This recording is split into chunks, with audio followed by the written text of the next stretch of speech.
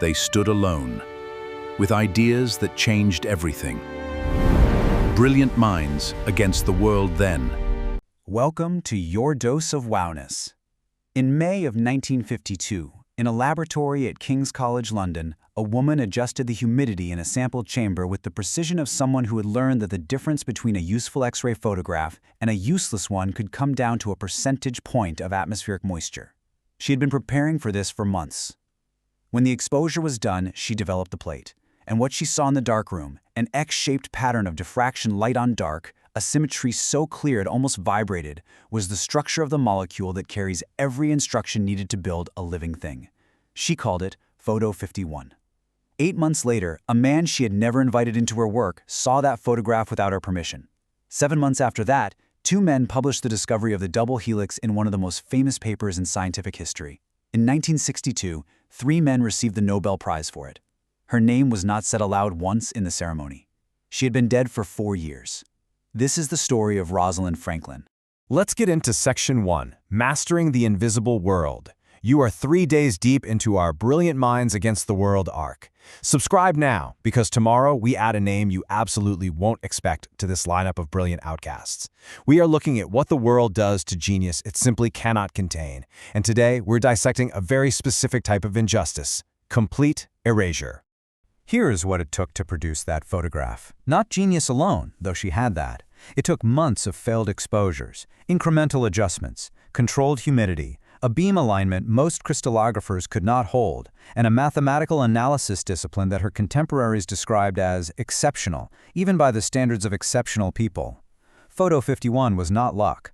It was Rosalind Franklin's entire accumulated skill applied to one molecule on one afternoon in May. Okay, let's really dive into this. Imagine spending your early career in Paris, perfecting the physical chemistry of coal.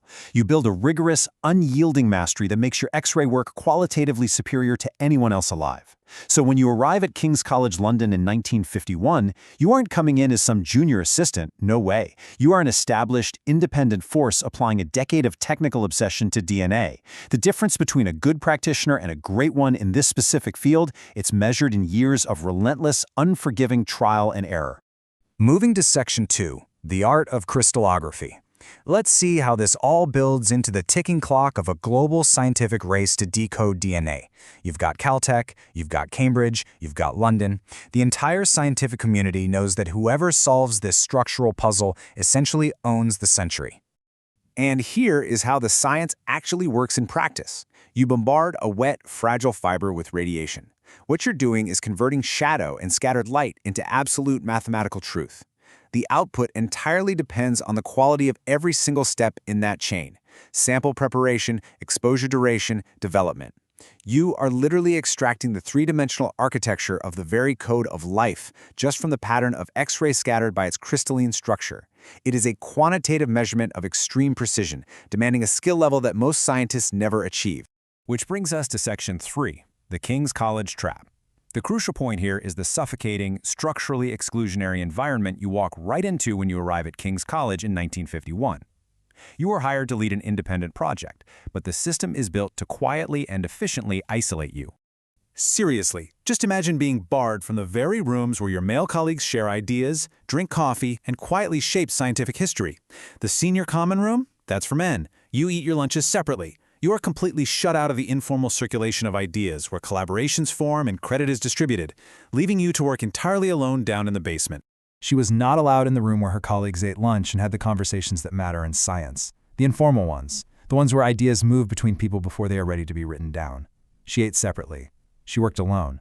And she still produced the best X-ray photograph of DNA that anyone had ever taken. So you are dealing with a massive institutional trap here. It's this ambiguous mandate where Maurice Wilkins actually thinks you're his assistant, while you know for a fact you are an independent investigator. This structural miscommunication sets the stage for a breach of professional trust that will completely redefine biology. What do? You keep working. You refine the atmospheric moisture down to a single percentage point. You extract the image.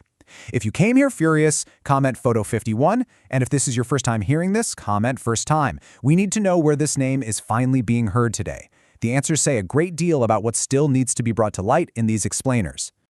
That takes us right into Section 4, the stolen blueprint. What's truly wild here is how the theft actually occurs. Not in the shadows, but in the casual daylight of an ordinary workday. There is no break-in. There's just an assumption of ownership by the very people the system was designed to protect. Here is what happens next. And it is important to hold, as it happens, that no one involved in what follows described it at the time as theft. They described it the way people always describe the movement of a woman's work into a man's hands, as sharing, as collaboration, as the natural circulation of scientific ideas. The word they did not use was hers. Imagine being entirely unaware as Wilkins casually shows Watson your image, giving Watson and Crick the exact dimensional constraints they need to build their celebrated double helix model. Watson recognizes it immediately. The X pattern speaks directly of a helix. Without your knowledge, without your consent, your years of unforgiving technical labor literally hand them the keys to the century's greatest biological puzzle.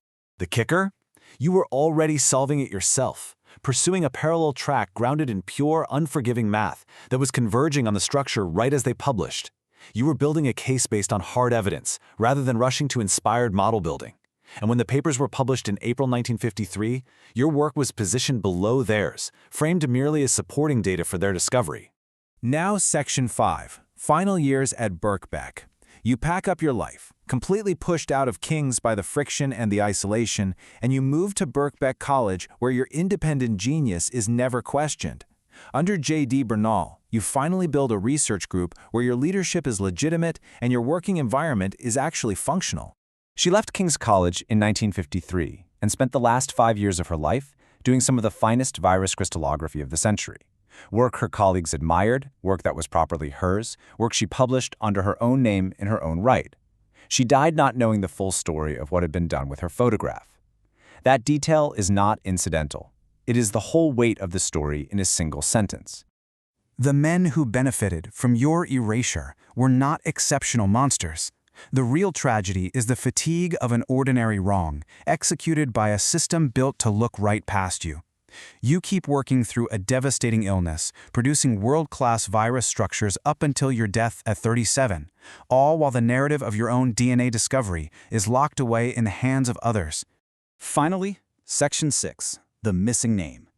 We arrive at the permanent record, the ultimate emotional peak of an erasure formalized by history.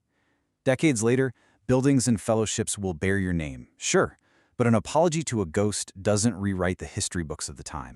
In 1962, in Stockholm, 3 men accepted the Nobel Prize for discovering the structure of the molecule that carries the instructions for all life. One of those men had seen a photograph he had not been invited to see, produced by a woman he had not credited, and that photograph had told him exactly what the structure was. Her name was Rosalind Franklin. It was not said in any speech that evening. It has been said a great deal since, but recognition is not the same thing as restitution. Some things, once taken, cannot be given back.